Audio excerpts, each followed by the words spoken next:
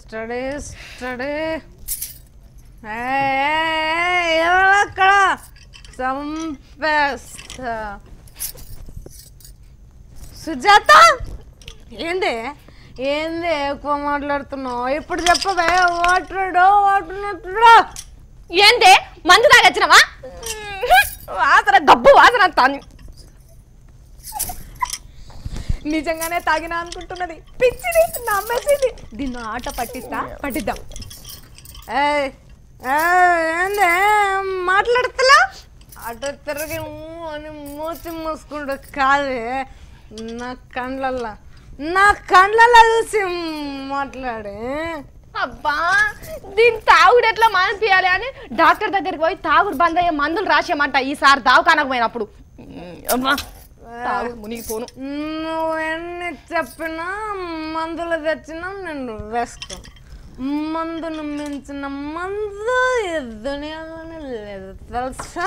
ఇగో నీ అసొంటి వాళ్ళ కోసమేనే కొంతమంది ఏం చేస్తున్నారో ఎరికైనా ఈ వార్త చూడు.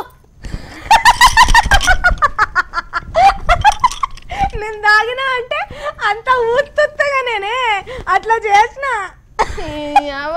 ఉత్తుగానేనా? గుండెల రాయేసినంత పని చేసినావు కదనే. అయితే కానీ ఈ వార్త చూడు.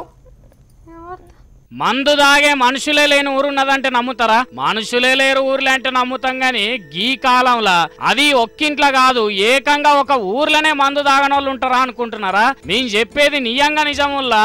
ఇగో గీ ఆదిలాబాద్ జిల్లా ముక్రాన్ అనే ఊర్లే ఒక్కలంటే ఒక్కలు కూడా మందు జోలికి పోరు.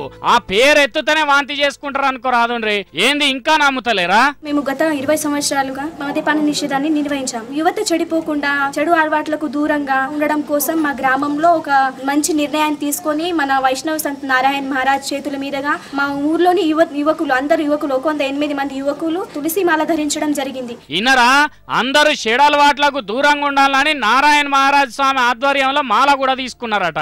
మరి ఎందుకు ఇట్లా అంటే 10 ఏళ్ల కింద ఈ ఊర్లో చాలా మంది మందుకు బానిసై జీవిడిచిండ్రట. అగో అందుకే ఇట్లా నిర్ణయం తీసుకున్నారన్నట్టు. ఉట్టిగా మందు జోలికి పోకపోవడే కాదు, చిన్న పెద్ద ముసలి ముతక అందరూ ఎప్పటికీ దేవుని జపమే చేసుకుంటుంటారట.